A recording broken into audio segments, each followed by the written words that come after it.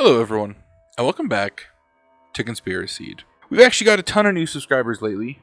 YouTube has been recommending my videos because I told them to. I said, please YouTube, please promote my videos, please. So we've got a ton of new subscribers. We've got over 300 subscribers in the last couple days. So, I will say, welcome to all my new subscribers. I hope you enjoy the content. If you do have any ideas for a video that you would like to see, leave it down in the comments down below. I do take recommendations, and happy to make videos on pretty much anything that people are interested in watching. This week, we're going to be going on a trip to the small town of Andover, Minnesota. We're going to talk about two siblings who killed their brother. So thank you so much for choosing to spend some time with me today. Let's just get into it. Nothing like being subscribed to Conspiraseed on YouTube. Nothing like it. In 1962, Demetra and her husband, Robert Hawes, gave birth to their first child, a boy named Edwin, who goes by Ed. 3 years later, in 1965, they have another child, a daughter named Elizabeth. Ed and Elizabeth are very close. They're only 3 years apart, so it makes it easy for them to be friends, especially when they're that close. Me, I'm 5 years older than my next brother, so it was a little bit more difficult. 7 years after Elizabeth was born, the youngest brother, Andrew, was born in 1972. 7 years after Elizabeth and 10 years after Ed. They have one more sister who comes after Andrew, and her name is Stephanie, but she isn't involved in this story at all, so she's not important. Besides, like, a pat on the back. Good job, Stephanie, for staying out of all the family drama. Andrew worshipped Ed.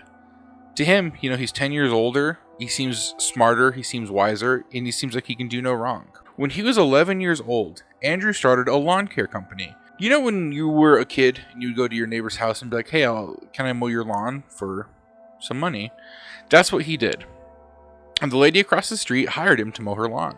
He does a really good job mowing her lawn. He mows the lawn, he cuts the edges near the sidewalk, really just makes sure this lawn's taken care of. The neighbor next to his first client saw the job that he did and hires him to do her lawn as well.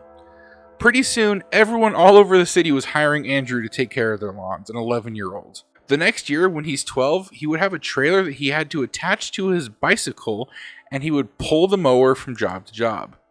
Eventually, the business gets so big that by the age of 13, he has employees helping him take care of the lawns. Not only does he have other students helping him, but he hires grown men to mow lawns while he's in school. He's pretty set up on this lawn mowing business and has a dedicated phone line in his mom's basement just for his lawn mowing service. He's passing out flyers, he's got business cards. Andrew is set up on this lawn mowing business at the age of 13. It's to the point that it's distracting him at school. Andrew always said that his older brother Ed taught him everything that he knew, because Ed owned a cleaning company for many years. Ed actually realized that Andrew's lawn care business was more successful than his cleaning company, and he sells it and joins the lawn care company. Ed is basically the company's accountant. He works and balances the books. He also takes care of both his mother's and his grandmother's finances and retirement, and everyone believes him to be this financial guru. 2005 comes around. Andrew is now 33 and unfortunately develops thyroid problems, is diagnosed as a diabetic. Andrew takes 18 months off work for his health and kind of lets Ed run the business. After Andrew comes back, he needs to look at some records on a rarely used computer in the back office. He boots the computer up and he realizes that Ed's been logging onto this computer a number of times. On the computer, he finds different versions of the expense books than what Ed was showing him. Ed has been paying for all of his personal things through the business. The business was paying for his mortgage, his car payments, any rental payments he needs to make, groceries, etc. It's paying for everything. Ed had opened a line of credit in the company's name, as well as opened another checking account that Andrew didn't know about. So Andrew starts asking around the office, hey, does anyone know what Ed's been doing with the expenses? Does anyone know what Ed's been up to? Someone at work tipped off Ed, who was out at a doctor's appointment. Ed just never comes back. He's worked at this company for 18 years now, and he just ghosts everyone. He's like, oh, see ya, and he just never came back. He doesn't answer his phone, he doesn't return any phone calls, and he just left everyone completely alone. Andrew goes to Ed's house, and he doesn't answer the door. So, Andrew goes back to the office and starts looking through Ed's office for more information. This is where he finds out that Ed has power of attorney over his 100-year-old grandmother's estate, as well as his mom's estate, which I mentioned earlier. Andrew finds out that Ed has sold all of their stocks and bought other stocks that he thought would do better, but ended up losing almost all of their money from both estates. Pretty much, Ed wanted to be a day trader and trade stocks to make money, and he was like, oh, this is a for sure investment, and he lost it all. Over $600,000 of his grandmother's burial fund and retirement money lost in the stock market. He loses it all. Andrew and Elizabeth are both very upset at Ed at this point, and Ed files an order of protection against both his brother and his sister, who have been calling and harassing him and being at his house nonstop. At around 2 a.m. on the morning of October 30th, the police are sitting in a parking lot of the Woodland Creek Golf Course, which is about a mile from Ed's house. There's also a lawn care truck next to them, belonging to Andrew's business. The cops are just sitting there, kind of chilling. It's 2 in the morning on October 30th, not a lot going on, when a woman comes out of the darkness and walks up to them and says that she needs help with the truck next to her. It's Elizabeth, Ed's sister. They ID her, and once they find out who she is, they say, hey, were you by Ed's house? And she admits that she was by Ed's house because it's around here.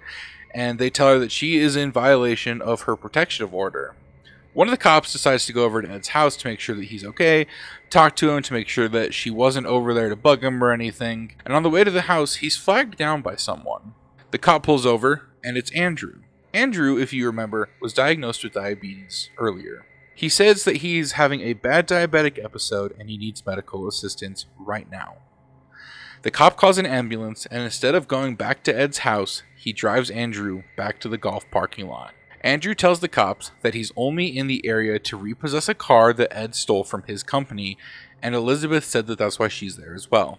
Elizabeth is arrested for being in violation of the restraining order, and Andrew is treated by paramedics. They make sure that his blood sugar is okay, and then the cops talk to him. He said that both he and Elizabeth were there looking for their brother because he owes them a lot of money. He goes on to say that Elizabeth and himself got into an argument and that he walked away, so he never made it close to Ed's house. They let him go because he said he was never close to the house, unlike Elizabeth, who said that she was. They let him take the truck, which started right up with no problems, despite what Elizabeth said when she first found the cops, and he took off.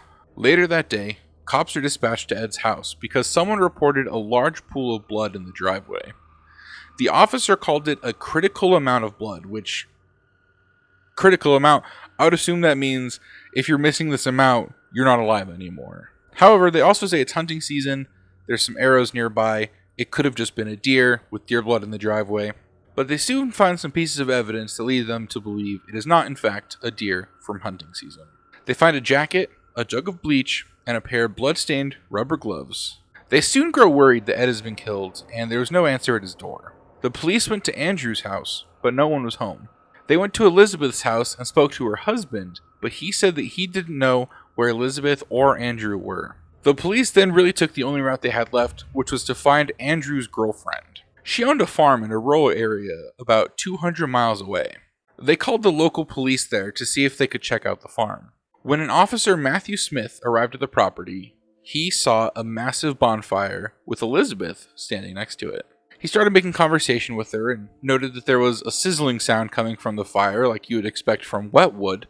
However, there had been no rain recently. He kind of started poking at the fire with a pitchfork due to the sizzling sound and sees what he believes is a human skull. Now, Elizabeth here says perhaps the stupidest thing you can say if you're burning evidence. She just looks at him and says, "That's not my brother in there." At this point, Matthew calls for backup, and they douse the fire to preserve anything that might be in there. In the ashes, they find the charred remains of Ed. Nearby was Andrew's truck that he drove away from the cops from the night before, if you remember. He drove away, they let him take his truck. That's where Ed's body was. Ed's body was in that truck. That's how close the cops were to solving this before it got to this point.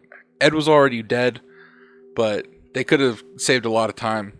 He was in that truck. So, Andrew and Elizabeth, both arrested.